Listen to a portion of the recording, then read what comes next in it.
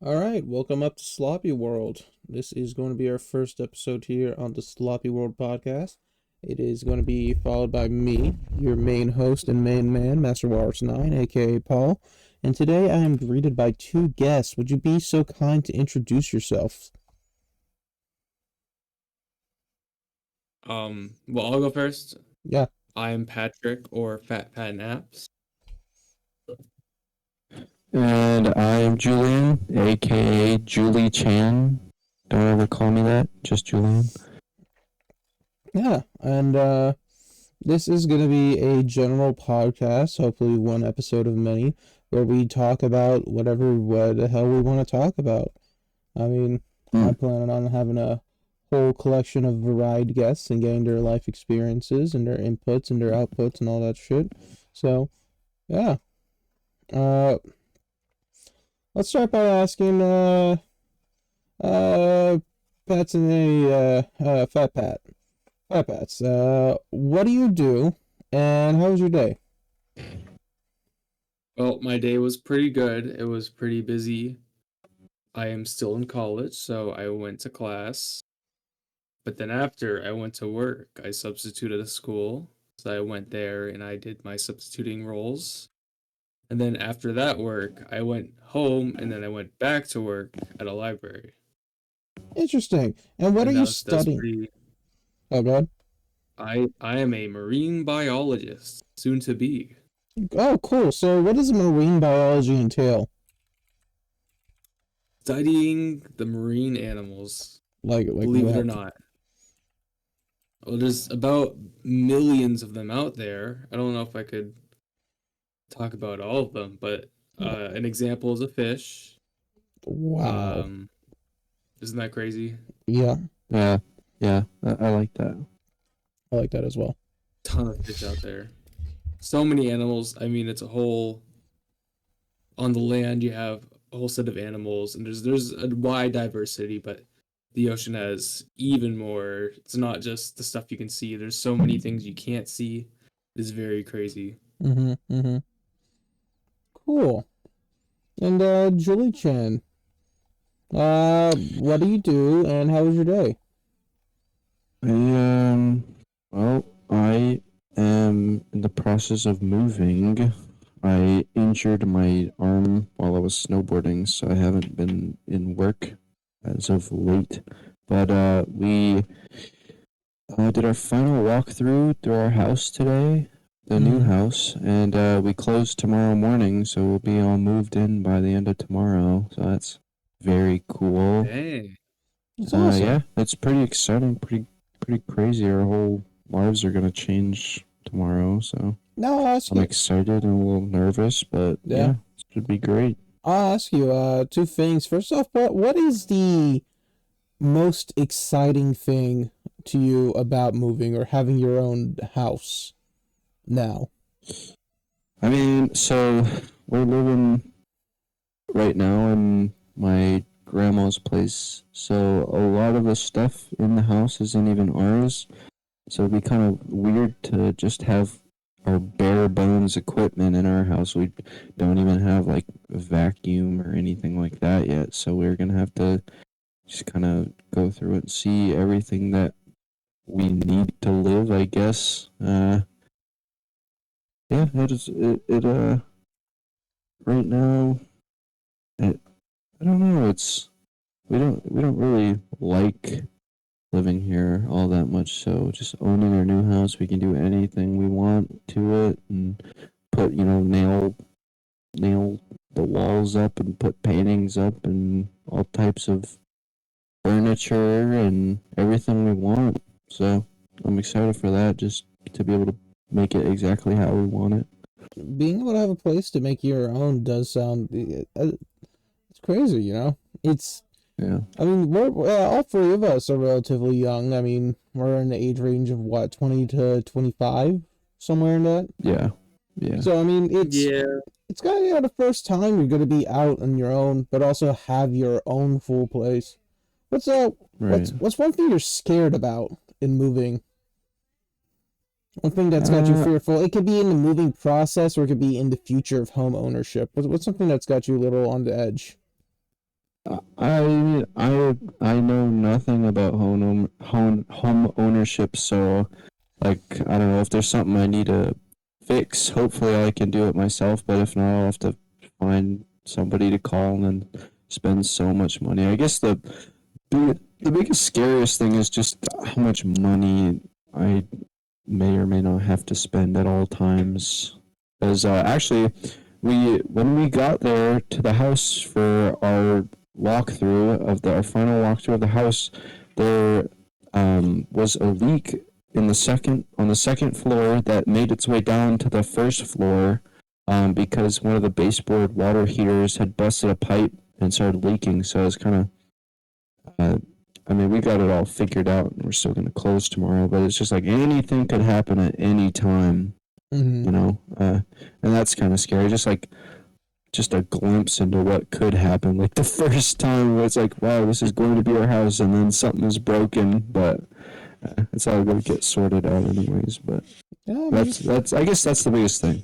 That's the biggest scariest thing. That comes with being a new like a homeowner forever, but you got to experience some of these things as a homeowner to see Right. really how it is. It's gonna happen. That's just like it's a part of life. Yeah. Excited to learn, I guess. No, yeah. I think being the area that we live in specifically as well makes it a bit more interesting in its scenarios. For example, uh, we we live in a very cold climate. I mean, today was like -10, I want to say, this morning when I woke up. Something And like so that. Yeah, it was pretty bad. we're at actual risk for freezing pipes. That's something that can happen. Right. So, uh,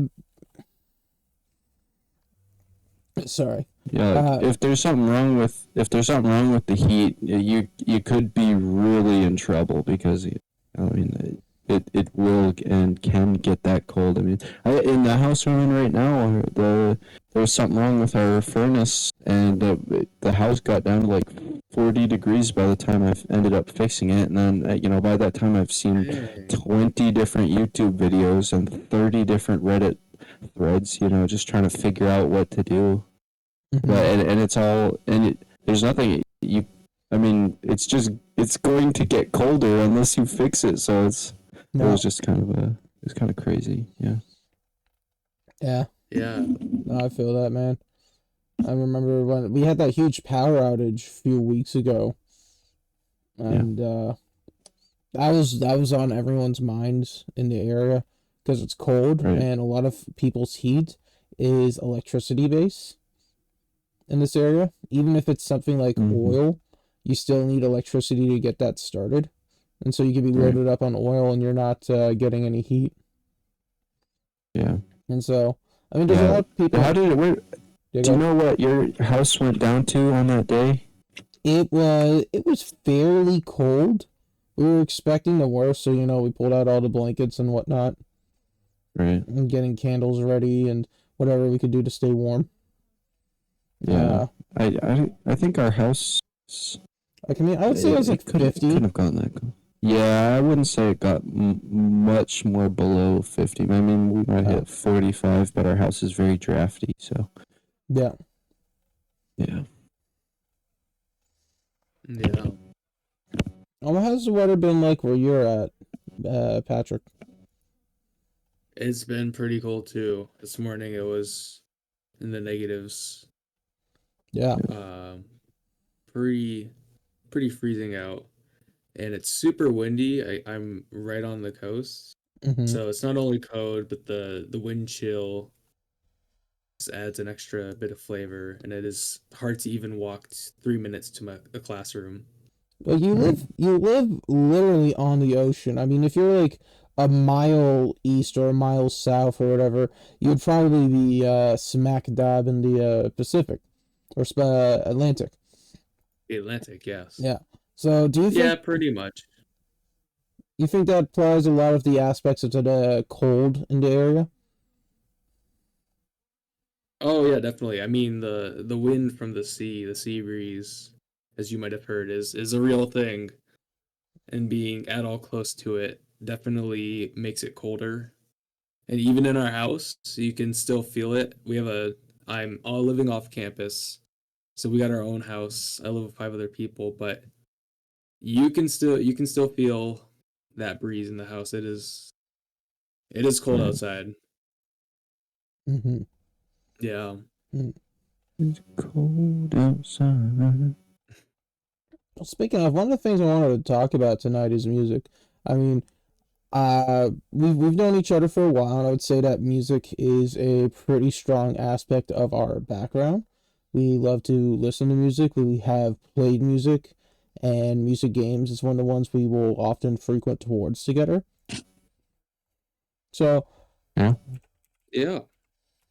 I mean, I'll start talking about one of my favorite things that's been happening to music recently is Fortnite Festival.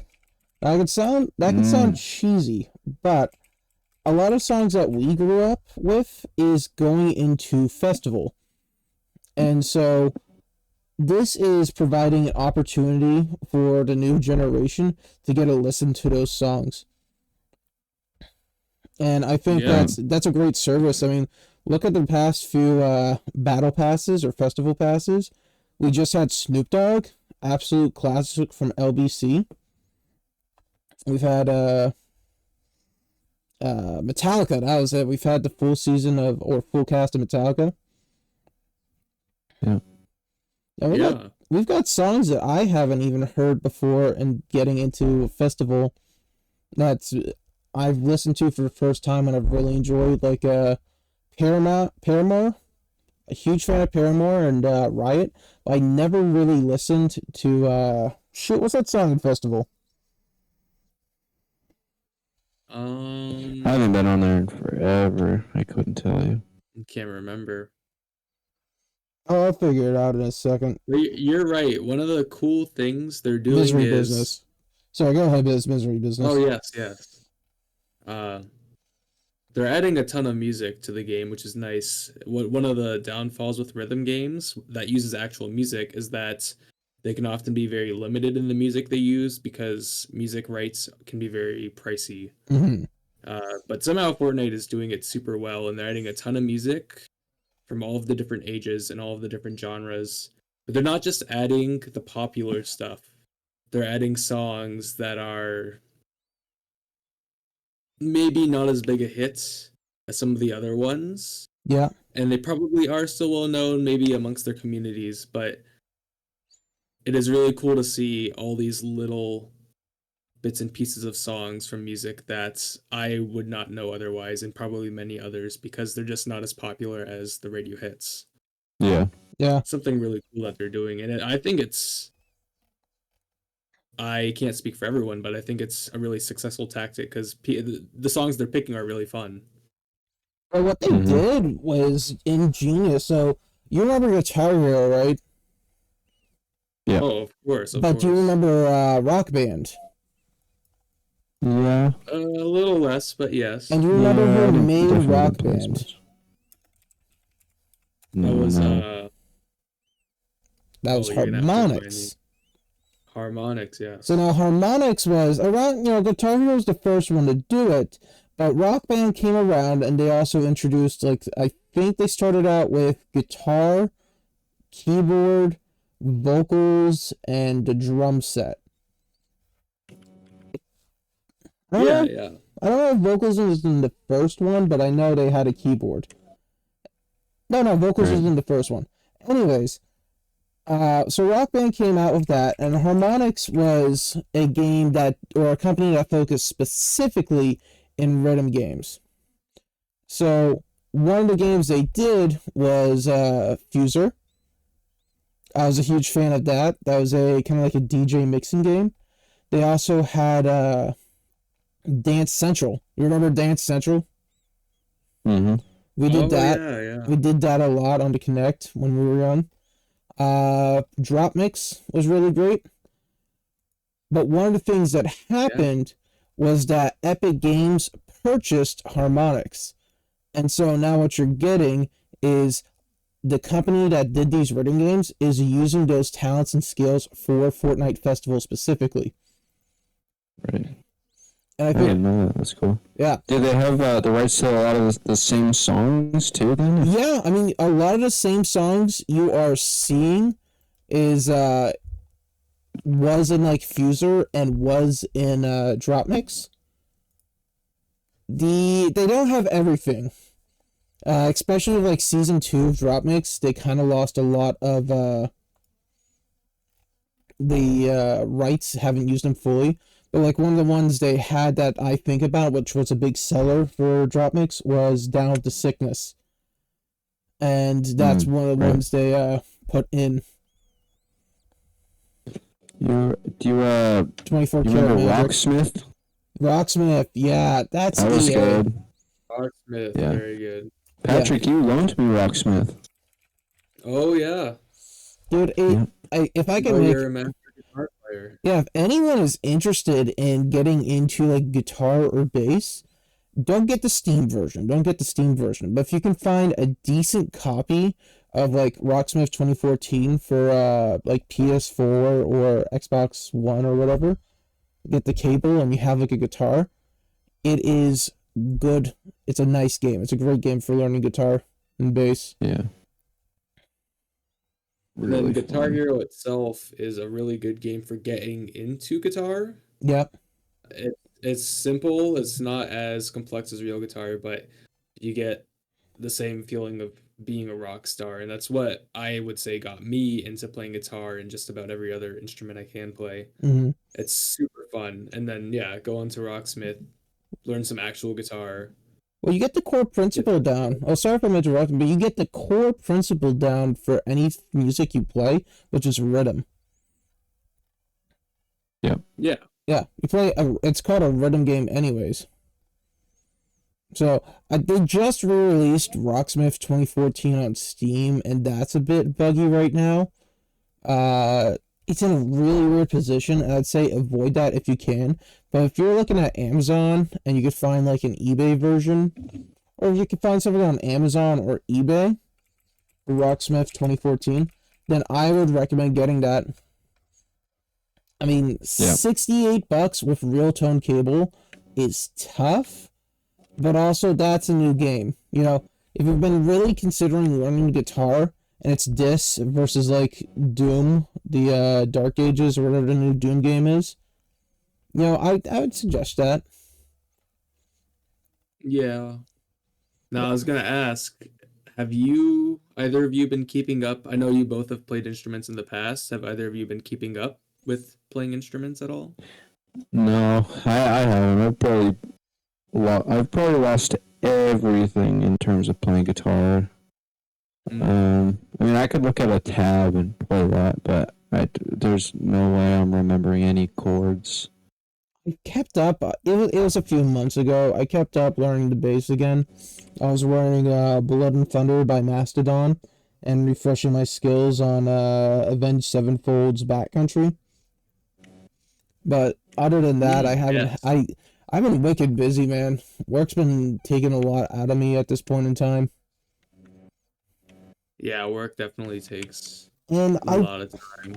I have this chance. Like this week would have been a great week for me to bust out the bass guitar and play again, but I've just been lazy about it.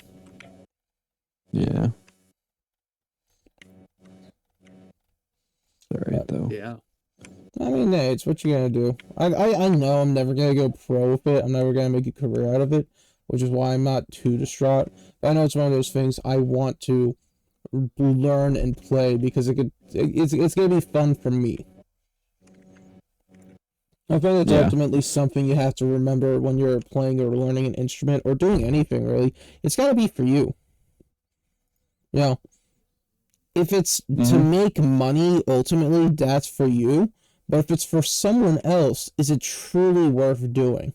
And if you say yes, then ultimately it's coming back that it's for you. You're getting satisfaction of doing for something else. Yeah, I can agree with that. Yeah. Yeah.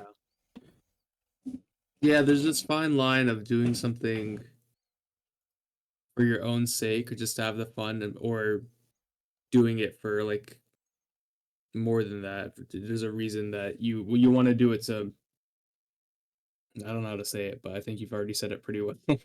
Yeah. I was talking to somebody. One of my friends is a computer geek, and I had him come over and look at my PC because it has rainbow puke lights that apparently you can't turn off, which is really.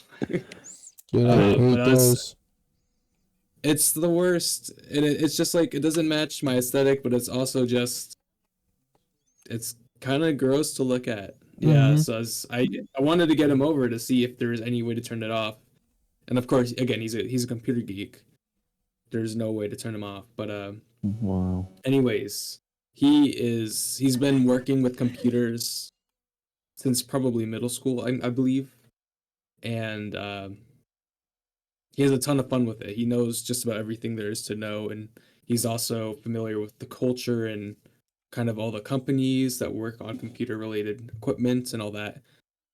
And he was debating going into college as information technology type stuff, just be able to help people with computers, maybe start his own business. Mm-hmm. But as soon as he took a class, he said this is not fun anymore. It took a class or two for him to realize he wants to keep that a hobby and not make it a profession because it's not as fun when it is a profession. No, yeah, dude, I feel that. I feel that definitely.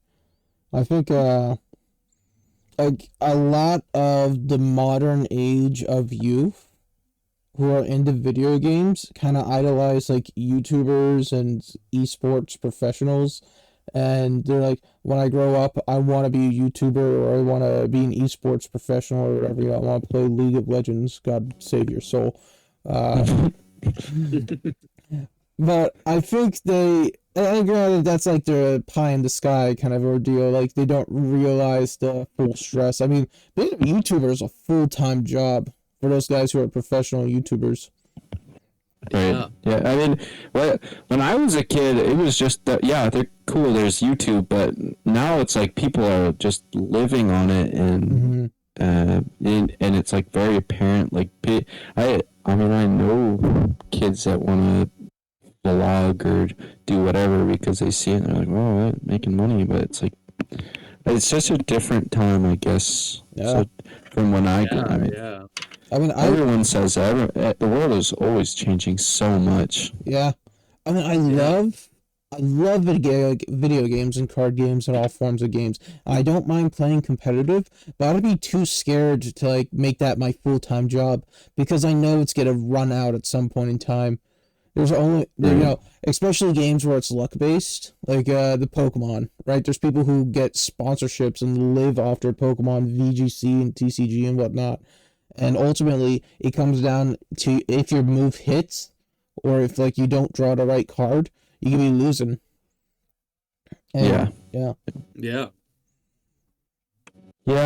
I don't know. I feel like a lot of people that I see online that are very famously online didn't really come up from nothing. You know what I mean? Like they're not like always you worried about losing it because they have something to fall back on. Whether it be money they already had or I don't know, they're just set up in such a way. I don't know a lot of people who came up from nothing to be super famous online.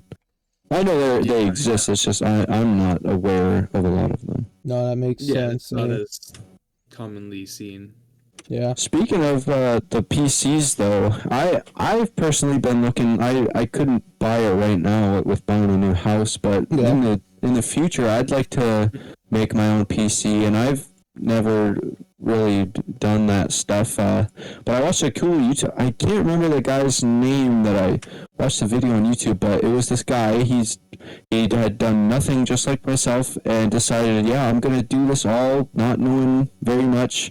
And just record it the whole way, and made like one of the most detailed tutorial videos ever on a PC that costed about $1,600 US, and it's all stuff that you could upgrade, or not, you can't upgrade it all, but almost all upgradable stuff for when they come out with newer, better stuff. And I thought that would be great. Like I'll probably follow the video to a T unless there's I go enough time that they upgrade a bunch of parts. But Yeah. I mean, it'd be cool to get into that stuff, build it myself. And then I've also been looking into like nice mouse pads, like even a glass one for competitive shooter That's games. interesting. And I've also been looking at the Cyborg keyboard, which is basically just looks like something you put your hand on it. There's like 30 programmable keys on it that you barely have to move your hand around for.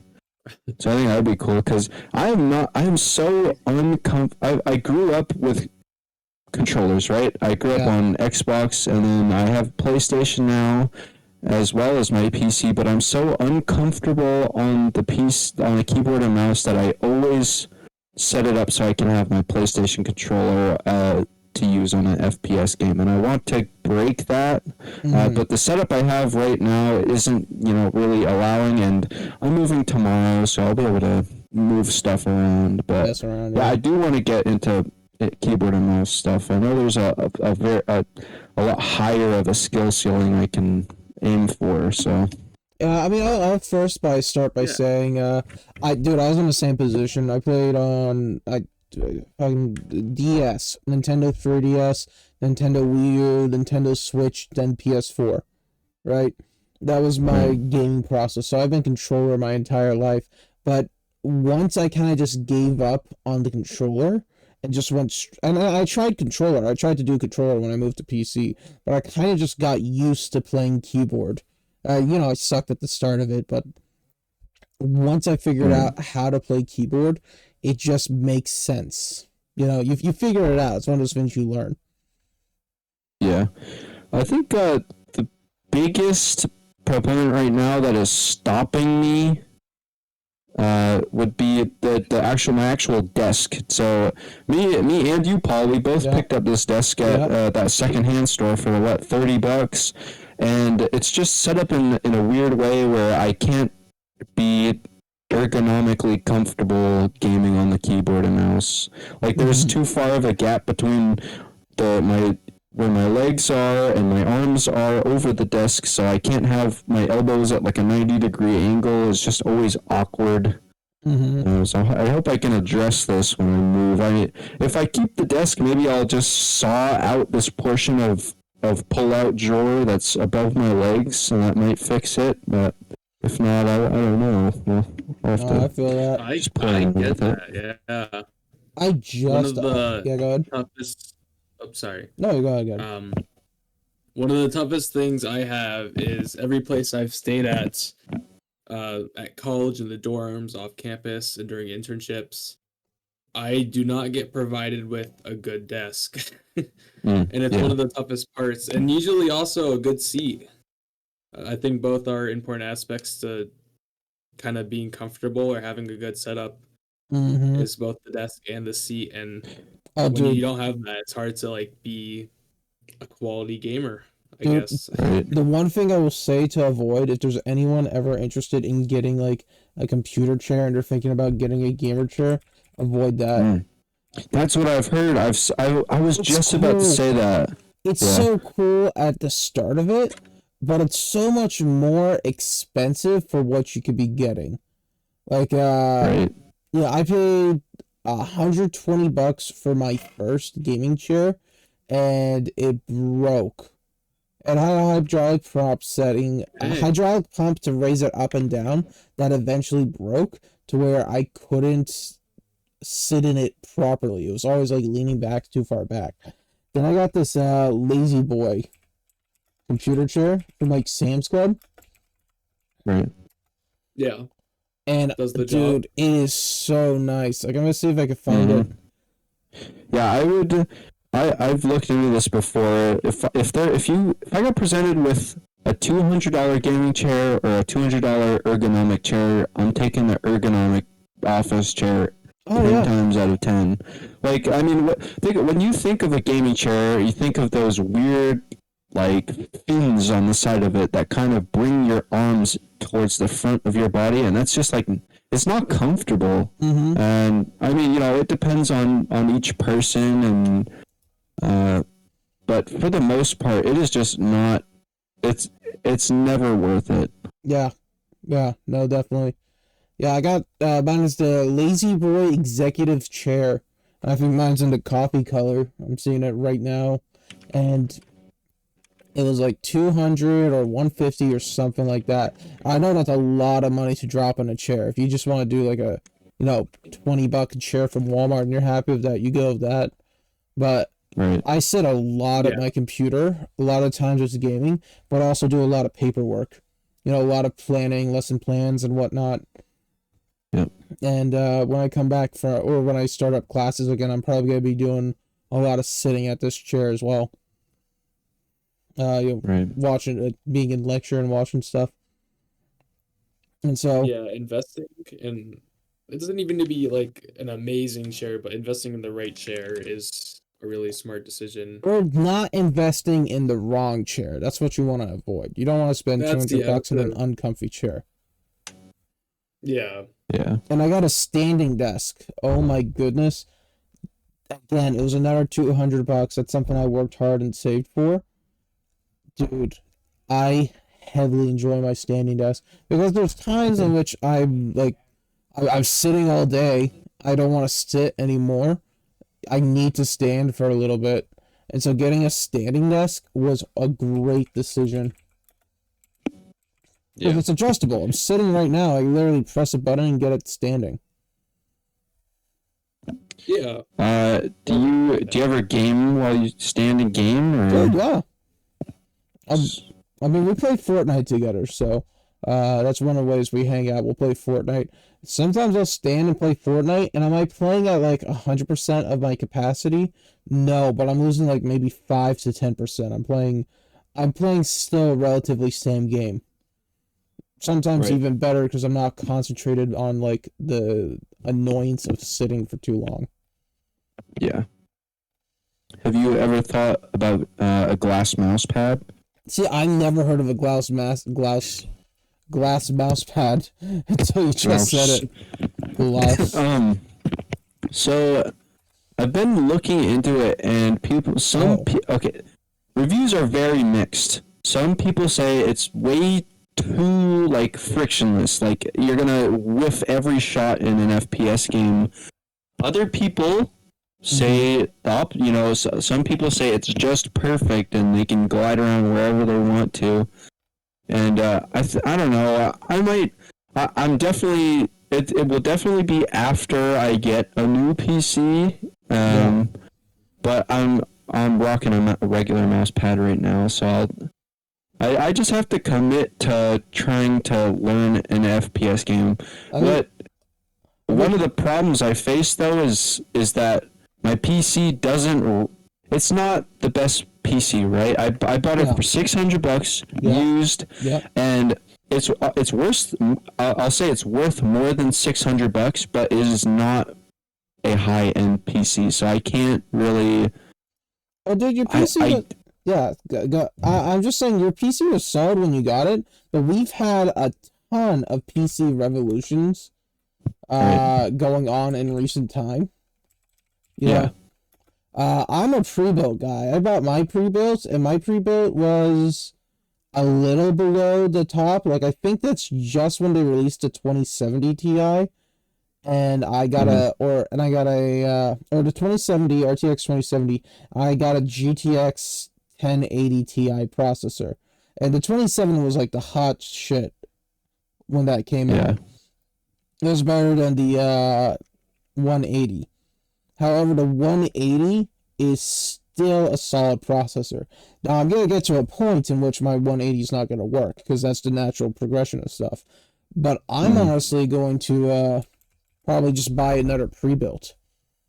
Yeah, I've been looking at it, but that, like I said, that one video just turned me. But this is interesting. Why would you prefer a pre-built over building your own PC? Dude, I'm just kind of a plug-and-play kind of guy to where I can 100% get the idea of you wanting to build your own PC. A lot of people will say it's cheaper. You can get better parts for it. There's a lot of satisfaction that could be made in getting your parts. And then plus, when you pre-build or when you build your own PC, you get to determine the parts that you are putting in. right? Mm-hmm. Like if you want the i7-1200 processor, but you only want a 3070 GTX or 3070 RTX graphics card instead of the 4070, you can build that yourself. But if you're getting it pre-built, you might not be able to get that, right? That makes sense? Yeah, yeah, But for me, I'm a lot of the issues or a lot of the things people focus on when building PCs and PC performance is graphics. And that makes 100% sense. I mean, that's one of the big reasons why you'd spend a top dollar on these PCs. For me, I'm looking for performance. Specifically, can I play my game and have fun? I'm yeah. not playing like PC melter games. I'm playing like Fortnite and Pokemon trading card game, Right. right? And so, Um. uh, I like to be able to like I do it. If something happened to my PC today and I had to get a new one, I will just go to Walmart and buy a new one. I don't Wow. have to wait for individual So, parts to get shipped. I wouldn't have to worry about stuff not working when I get it, returns. I wouldn't have to buy Windows, stuff like that. when you say your computer's kind of falling behind, would you say? A little bit. Yeah. So when you buy a new PC, you're gonna buy it pre-built, Yeah. and so when you buy a pre-built PC, are you thinking like, all right, I'm going to buy from this company instead of this company because I can actually change any part I might need? Because let's say when you're in the business, when you're ready to buy a new PC, Yeah. are you here? How do I word this? Are you going to say I'm not going to do anything to this PC until it cannot work anymore and I need a brand new one? Or are you going to look into it and say, okay, I can actually change the CPU on this pre-built PC, but not this one, so I will get the one I can change because if it falls a little behind, I can just change this part and it will be good after that? Or are you just going to say, I'll wait until it can't possibly run anymore and just buy a new one? Because, like, I don't know. I really don't know enough about PC brands to talk about it, but I do know some you can't really mess around with the parts in it. You can't Yeah. change them. That's how they are. Are you? What do you think? I mean, okay, my core concept with that is I'm not opposed to changing stuff out. I mean, one of the first things I did for my computer was buy more RAM because that's a super easy switch. It's really unscrew the case, take out the old RAM, put in the new RAM, right? It's a literal plug and play. Any single computer can essentially do that. However, certain stuff can be a bit more difficult to pull apart. So, I mean, I wouldn't be opposed to getting a PC that's more switchable if the price difference isn't too much. Right.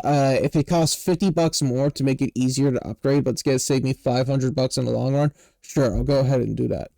But the other thing I'm considering in that aspect is when I replace these parts, am I gonna have to replace them all together, or am I gonna have to replace them one at a time?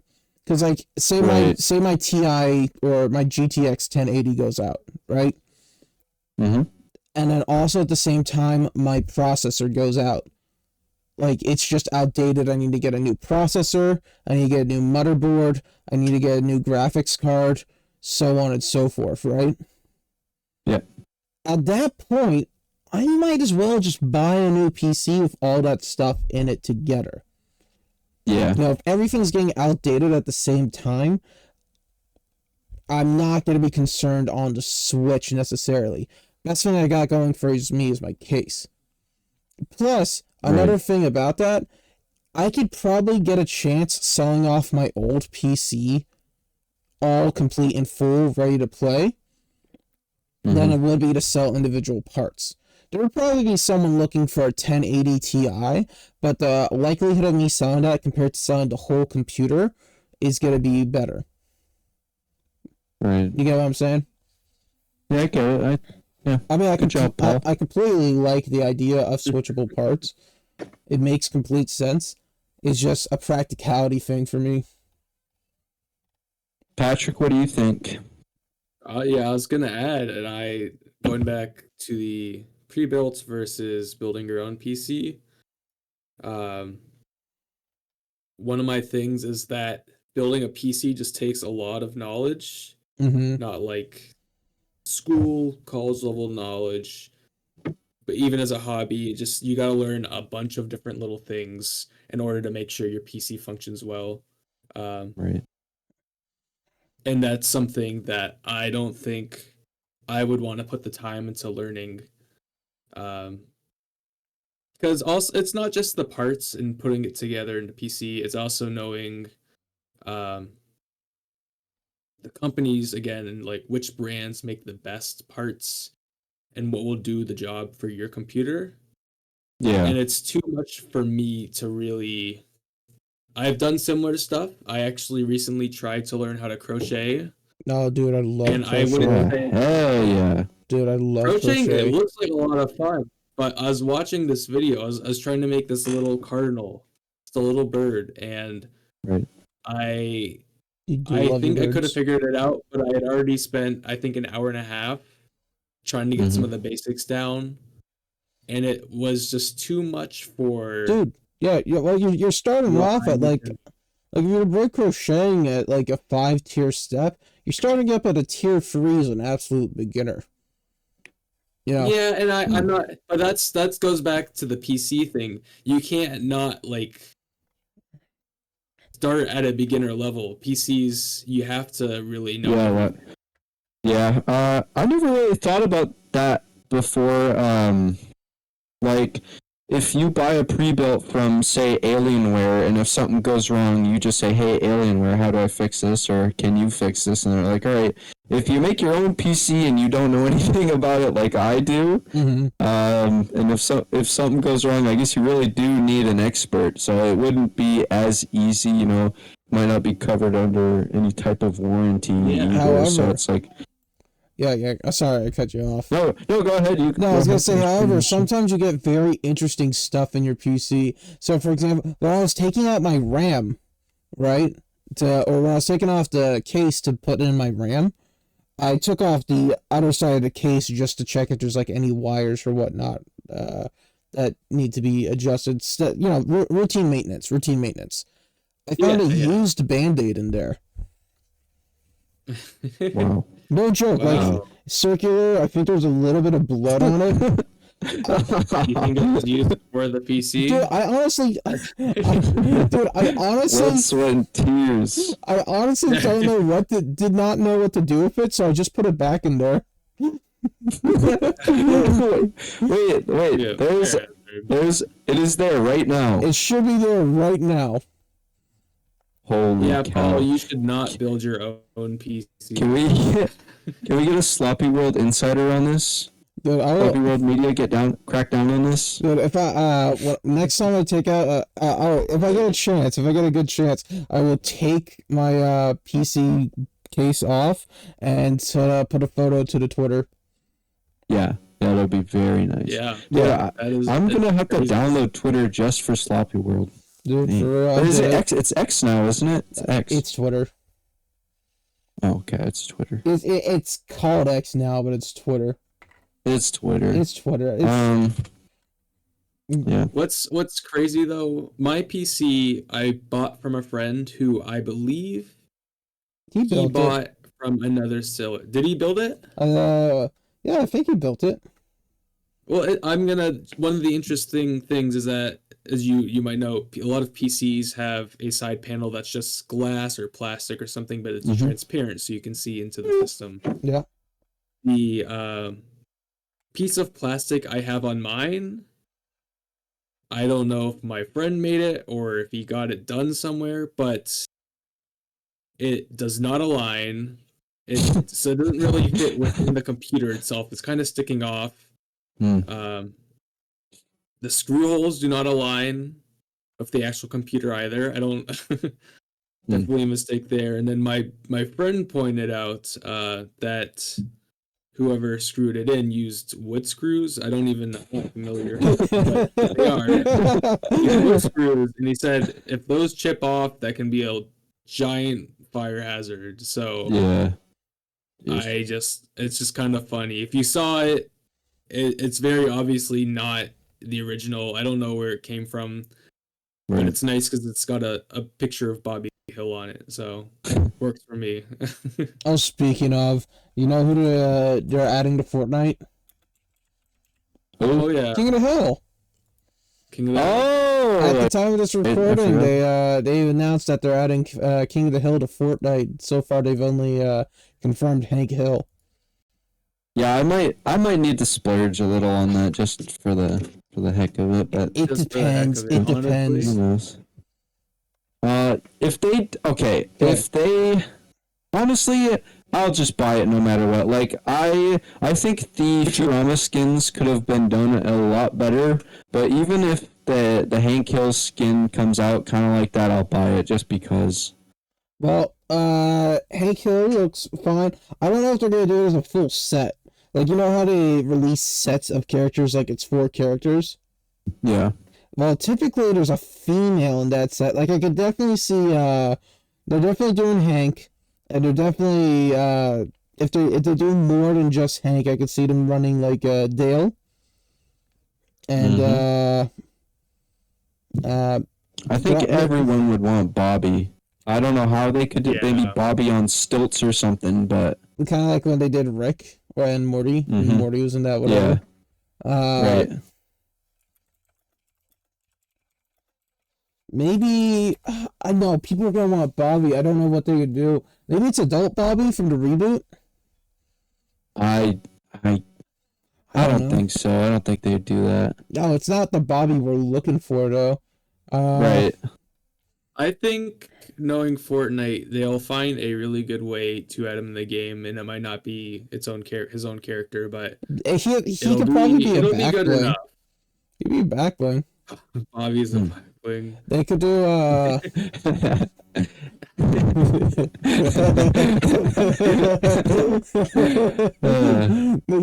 good.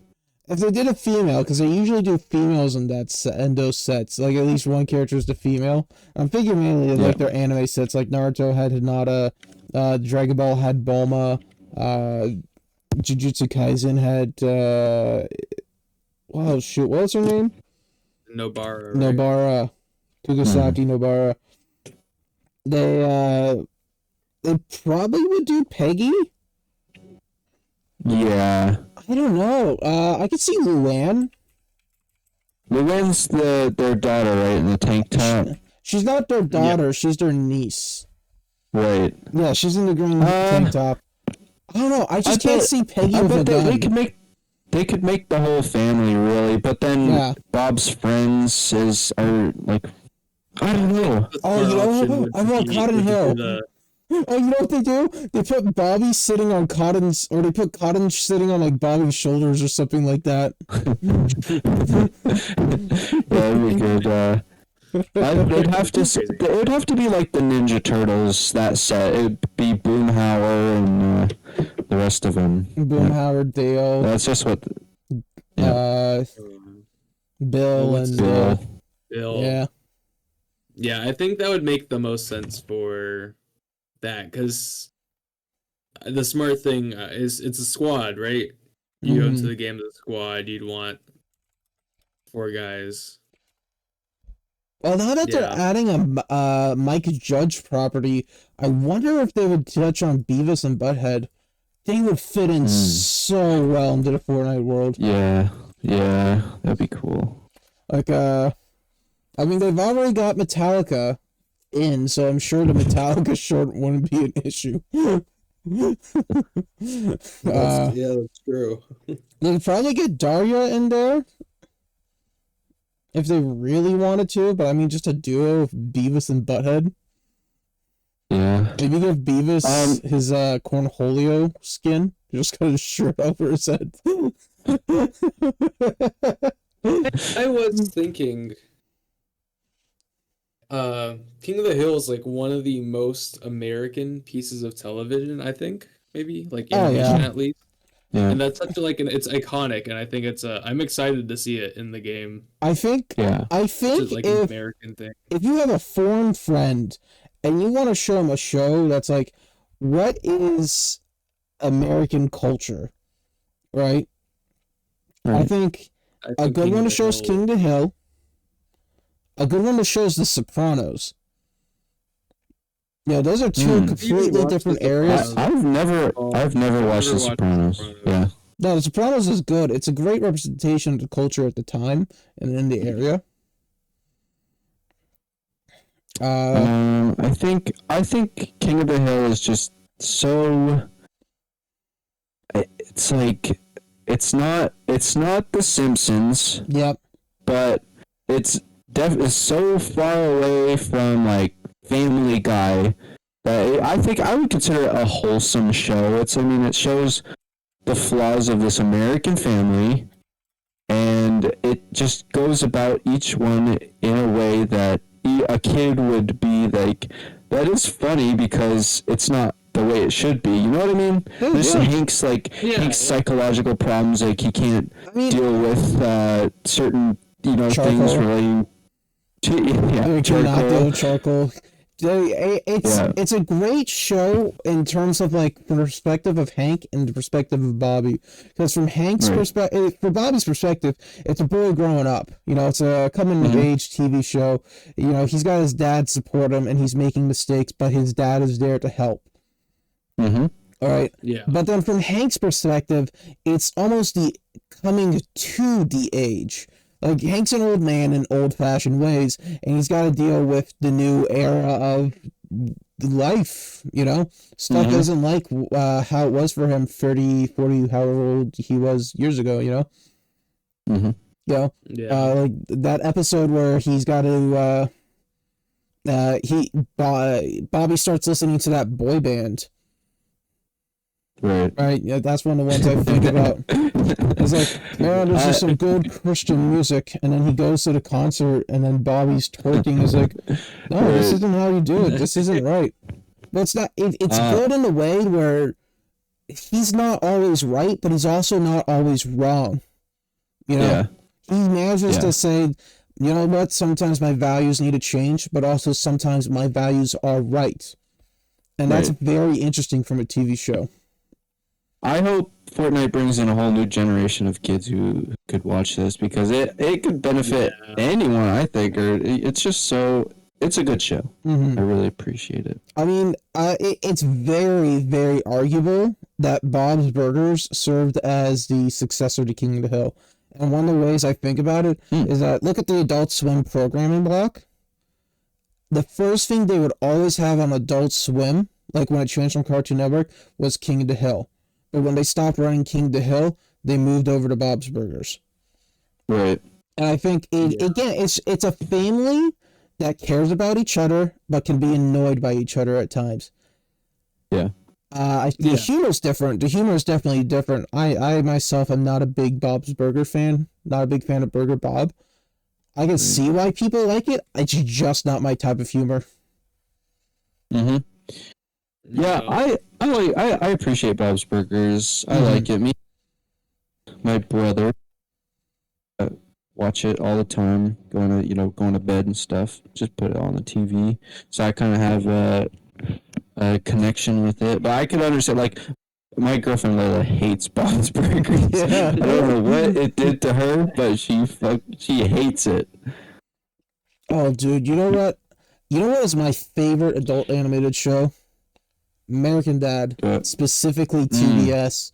I hate American Dad. I hate American Dad so much. I don't like. I know you like Family Guy. I don't like Family Guy. I don't care for Family Guy. I hate American Dad. I like older Family Guy and do not care for modern Family Guy, but it's reverse with American Dad. I don't care for older American Dad, but I love the new TBS American Dad. Really, it's got a new thing about it. Well, so it was like 2010 or something like that, and Fox decided they're not going to renew American Dad, and they put it up for sale, and TBS picked it up, and they changed up the characters. Like, for example, Meg in Family Guy is the foil of the group. And she's the one that's supposed to be hated upon by everyone. That's just the way Meg is. That's how she's written. For American Dad, that was Klaus, the fish. He was the group's punching bag. That was his entire gimmick. But now in modern TBS, he kind of still is, but he also isn't as bad. He's not like this depressed character as much anymore. He's more of like a party bro. And when you see him get his downfall, it's because he honestly deserves it. Meg, a lot of the times, it's not the. A lot of the times with Meg, the way she's written, it's almost like, let's punch her down and then write her in a way to where she deserves to be punched down. Klaus is written in a way is like, let's make this guy who deserves to be punched down, and then let's punch him down. If that makes sense. Yeah. Haley, I can get what her role was in the initial show, but Haley was like the very much preachy hippie who was the foil to Stan. But now she's kind of like, I don't know how to say. I don't know how I want to say it. She's like a foil to Stan, but not in the preachy hippie way. She's Stan is a much more a workaholic, and Haley's more of a slacker. They can come together and agree on some stuff, but ultimately they have different personalities. But they don't seem like they hate each other anymore. That was the thing. American Dad, when it started off, almost seemed like they hate each other. And now they don't, and this is all for the characters in the show, they don't as much hate each other, they just see each other as gags. It's not taking itself too seriously. That's the thing I liked about it. I think one thing, I enjoy both Bob's Burgers and King of the Hill, and there isn't a lot of other adult television that I really do enjoy as much. I might like watch an episode occasionally, but I won't typically put it on myself. It's one of those things like if you go to the bar, it's on the background or whatever. Yeah, exactly. But with Bob's Burgers and King of the Hill, at least talking about the main family, and it's kind of what you were saying, where they all love each other.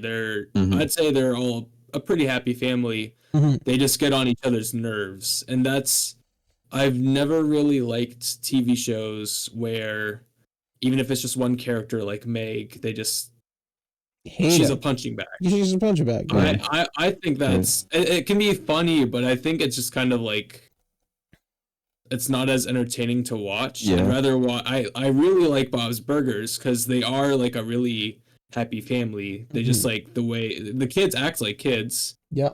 And the parents act like parents who are just trying to hold a business together. So it's I like that aspect of both of those shows. What do you think about The Simpsons? I have not watched enough Simpsons, and I would if I had Disney Plus. And I really do want to, but I think I'd like The Simpsons, but I know they also can be very, like, they use each other as punching bags, kind of. I loved The Simpsons season 2 through, like, 14. I watched 2 through 14 so much, I could tell you the name.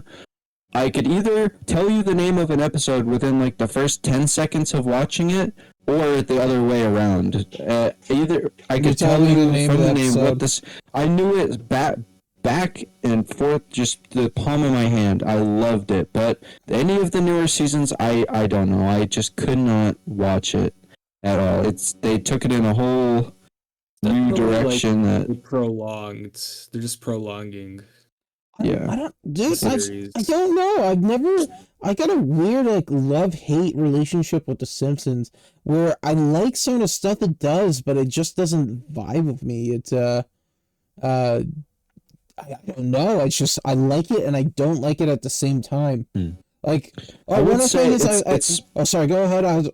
You mind if I say this real quick first? Yeah, go ahead and I'll say this after. One of the things I always expect about The Simpsons is for it to be more family friendly, but then you see episodes where like Bart gets decapitated. I know it's like more like a treehouse of horror, but it's surprisingly violent given the general initial appearance of the show, if that makes sense. I would say it's more, it's I guess it's more adult than like King of the Hill, but it is definitely not as adult as Family Guy. And Yeah. when you're a kid and you're able to watch something that's like a little bit too much, like those House of Horror shows with I just said I was the biggest fan. What is the cat and the mouse that just go Itchy and absolutely Scratchy. crazy? Itchy and Scratchy. That was like wow, this is kind of like it's kind of crazy my parents are letting me watch this, but at the same time, it is a cartoon, so it's like it's just dancing on that little edge Dude, of Yeah. adult animation. We used to not be allowed to watch Family Guy, and then I asked my dad, "Dad, can we try watching Family Guy?" They had the Family Guy Simpsons special, and he's like, "Okay, Yeah. we'll try it," just because the Simpsons tends to be better. And then the episode ended, and it was fine. The episode ended, and it went into like a normal Family Guy episode, and then I forgot the context, but like someone put roofies in the potted plants, Mm-hmm. and then the potted plant like picks up Stewie while he's knocked unconscious and brings him off to the room or whatever, and it's like you kind of get where I'm going with that. And then he said like, it's yeah, too no, much. we're not watching Family Guy anymore. Right? Yeah, I was like, yeah, I don't blame you for that one. yeah. Yeah. Patrick, were you gonna say something? I think I cut you off before. Yeah, I was gonna say one like super important aspect of all of those like family-based TV shows, where obviously you have the central family, and that's like I'd say that's the main cast. Yeah. Mm-hmm. But usually then the entire town around them, every single person living in that town is also like a side character, and all of the interactions and how unique they are and all of that.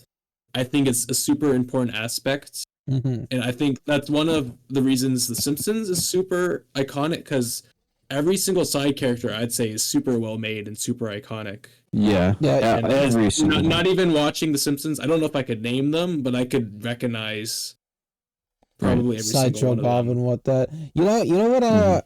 That's another aspect I kind of like about modern American Dad is that they don't delve into the side characters, but make the side characters kind of actualize that they're in a TV show or they're not the main character. Like one of the places they have as a restaurant is called Mama Manja's, and the waiters are like, "Dude, it's the Smiths' official family meeting. You know it's important."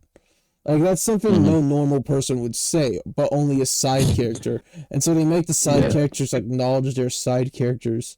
And so I kind of dig that.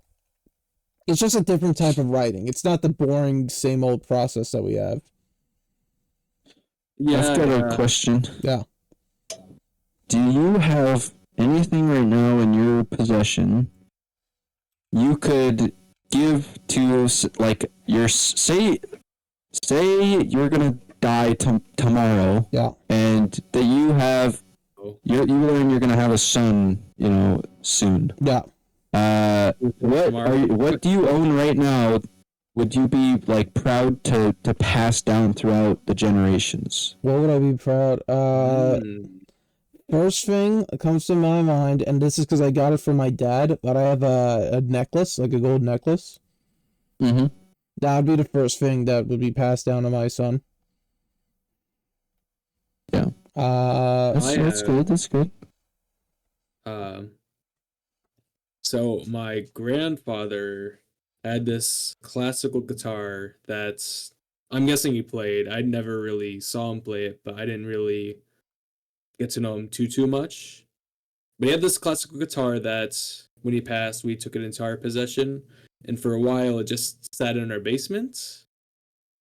So I took it and I started playing it, and I love that thing. It's not the most amazing guitar. Definitely if you run up the frets, it becomes out of tune, but that's like a really cool, I don't even know the history, but I imagine it's got some cool history behind it, and that's something I'd pass on. Yeah. Another thing is we have one thing that we have that's for all of us as the family, because we have a third brother. Or we have there's three of us as siblings in this family, so technically I have a second brother and he has a second brother about one. Anyways, we got a rocking horse. at that's up in our garage right now, and it said that whoever has the first kid will get that rocking horse. Wow. I've That's also cool. had an idea for a while. It's kind of macabre, but I love it because that's just kind of person I am. Like, you know how some people can get their bodies turned into like diamonds post-mortem? Like they'll Yeah. take all the carbon, then compress it and make it a gem. Mhm. I want to take like my skull, Mhm. take my skull, take my body, make it into like two big gems, Where's and this then put them going? in the eyes of the skull.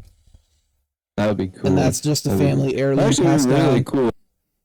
That or like a full wax Um, bottle of my head or something like that. I think very similar to you, Patrick. My grandmother gave me a nylon string acoustic guitar. It's wooden, Mm, and she used to play it. So my grandmother used to be a school like a school teacher for like very young children, like borderline pre-K to kindergarten, somewhere around there. You know, around middle school, and but she used to play the guitar for them and teach them all these things. So that I'll be passing that down. yeah, yeah. I actually I have a PS4, right? That's Mhm. been passed down from like 5 people before me. Not my relatives, but through a friend of a friend of a friend to my friend to his brother to Dang. his it's so I'm gonna keep this PS4 in the works for probably forever. I'll get it repaired if I have to, but That's sick. just be That's cool to have. awesome. And Dude, then I'll have, stories to tell about the friends that I got them for and all that dude, types of stuff. that is sick. That's sick. Imagine like you give your PS4, it's like his fourth birthday or whatever, and you give this your son your PS4. And it's like this is the family PS4, and here's all the games. Play all the stuff Mm-hmm. I played when I was, your age and whatnot. Yeah. And then I'm you excited about absolutely whoop his ass in like Call of Duty. All right, you're gonna learn your fucking place. Yeah. Call of Duty That's 1v1s, Nuketown, hardcore. what's the first console that you had and like your first love, your first game that you just kept going back to and playing? The first game I can remember is Pokemon Fire Red. I had a Holy what? That is Nintendo amazing. Nintendo DS Lite. I remember being in the store and seeing the Venusaur on the Pokemon Leaf Mm-hmm. Green box. I'm like, whoa, holy Yeah. shit! And then I asked my mom Yeah. for it, and she got me Fire Red. And then I used to play it, but not know you could save. So I would just see how far I could get on a single like instance of the DS being on. Dude, I love that game so much. I brought it with me to school, not in like a console or anything. I just brought it with me to look at it. Yeah. That's how much I That's love that's that I game. I awesome. understand that, yeah. Patrick? Fat, what's yours? I'm trying to remember because I don't think I can remember, but one of my earliest video game memories, I don't really remember playing it, but I remember getting Super Mario Bros. DS. That Mm, that Mm-hmm. was that was a good game, Yeah. but I can't I really remember playing it all that much. I more remember um, when we moved up to where we live, uh, and other people had DSs, and I'd always play the multiplayer version. Yeah, yeah, you'd DS set the multiplayer. DS backs up against each other and Exactly. start connecting. Yeah, dude, that I remember that. floods memories back in just standing in a little circle together while with your DSs up against each other. yeah. Yeah. Oh, I dude. can't remember the absolute first game I've ever played. I believe it was on a Game Boy Advanced, and it was probably like March of the Penguins or something like that. But the first game Mhm. I really loved was the Spider-Man game I had for the Game Boy, and I couldn't even beat it like the first level, so Yeah. I only ever played the first level of it. Yeah. But I loved it so much. And then after that, the Goosebumps game, it's like a carnival type Wait, let me look this up. It's like I think I remember that. Horrorland or something. What would have been for like the Game Boy? Yeah. I think the Game Boy was the first thing I played. Yeah, it is Horrorland. Horrorland. They had a copy for the Wii as well. I love that game. I went a lot farther in this game. Dude, The Game Boy Advance. How good is the Game Boy Advance? honestly, I would say the absolute pinnacle of consoles, considering the time release, the quality of the games, and the variety of the games on it, would be the Game Boy Advance SP. Because you had that backlight on that. You had the backlight. It was rechargeable. You got access to the insane Game Boy library. People were making like the screen that made it bigger that you clip on. That looks like a it was crazy. I wasn't born when it was big like that, but Speaking of Spider-Man, the one of the earliest, I think, if not the earliest video game memories I got is like, you know those little plug and play consoles? Mm-hmm. Dude, I had a Spider-Man one, and I remember just being lost in the sewers looking for the lizard, and then I would find him, and then I would die, and I was so confused as to what was happening. I always wanted. So after my Game Boy, I got a DS XL, and that had a lot of good games. I had Super Mario on that, but I always wanted a PSP, and I never got a PSP. Dude, I had Ratchet. My friend had Ratchet and Clank on, and that was the game that I was like, I need this, and I never got it. But I needed that. Dude, we had a PSP. It was like my dad's PSP, but we had Lego Star Wars collection. Yes. Oh my goodness, I'd played a shabazzle out of that.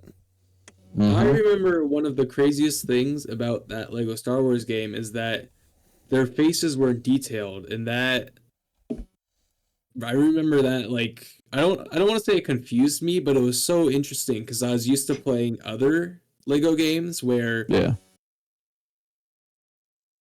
not just their clothes was detailed, but their faces actually looked like their characters. But in this, they're very basic, and it was really cool to see.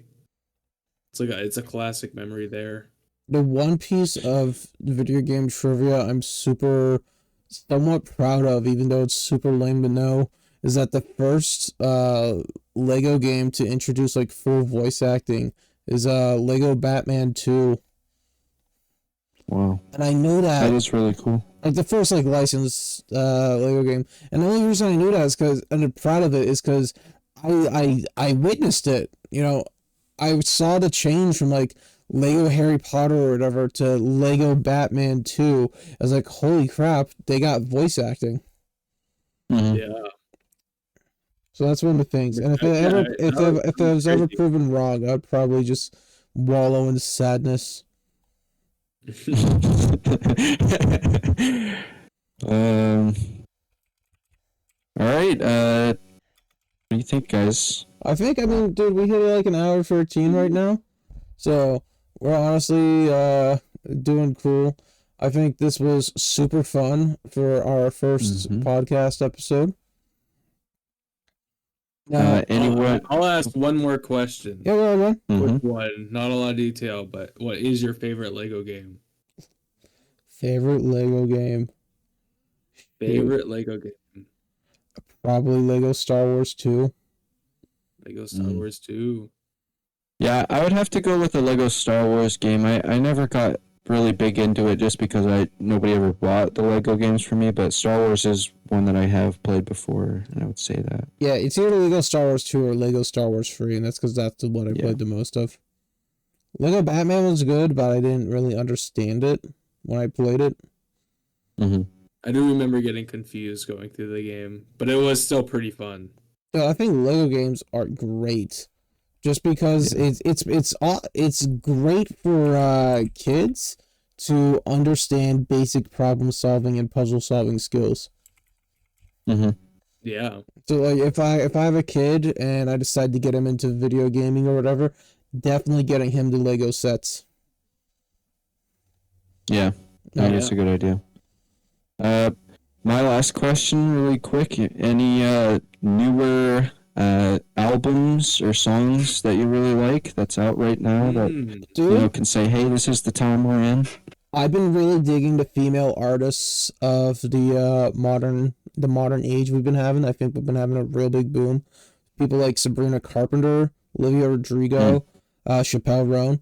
I know it's Chapel Roan, but I'm calling her Chappelle Roan just because I like it. that name is Chappelle to me. I think Patrick? they've been doing wicked, and I think we're gonna get like a new era of like female pop, punk, rock, whatever you want to call it. They've just been on point. It's been really good. Mm. Yeah. I actually, this definitely will date the video, but Mac Miller, who Dude. he is not alive, but he post-mortem or whatever the term is, he released an album called Balloonerism, Mm-hmm. and I decided, you know what, I already know he writes good music. I'm gonna check this out, and album cover's really good, Yeah, and that was like that was an experience. I really liked listening to that, and it reminded me, Wow.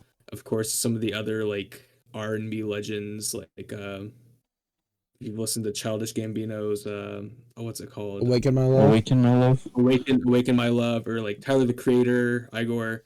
I got the Mm-hmm. same exact vibe from this, and this probably isn't his best Holy album either, cow. but it was. I recommend listening to Balloonerism. It Dude, is an experience. Igor is art, like peak art. I Ever. would say Igor is my favorite album of all time. Not saying that all my favorite songs ever are on it, but it is my favorite album of all time.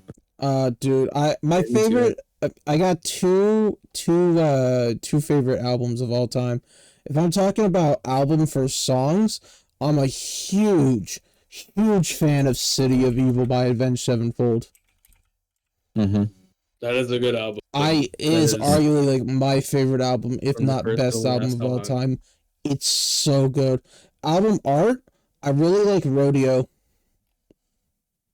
Travis Scott. Rodeo. I think the art is super Very interesting. good art. It's super like, dude, how has no one ever thought to just use an action figure of himself for the album art? It's so cool. It's Rodeo's, uncanny, but it's like, okay, that's Travis Scott, but it's so interesting to look at. Right. Yeah. They did change that though. He used to be on standing on that black car, and now it's just like kind of him zoomed in a little bit. Yeah. Which I did like the black car, but it's all good. I was also going to say Balloonerism, Patrick, but Yeah. I have only listened to the single they dropped the weekend before, $5 Pony Rides or something like that. That is a good song. I enjoyed that. So dude, I'm so excited to listen to it. I'm glad you said that. And me and Chris always listen to albums together. Your brother, so we'll probably get together and listen to that at some point, which I'm super excited to listen to. Oh yeah, that's sick. It's very it's one thing I've learned about after listening to this type of music. I've tried listening to their albums as like, I don't know, background music kind of. Yeah.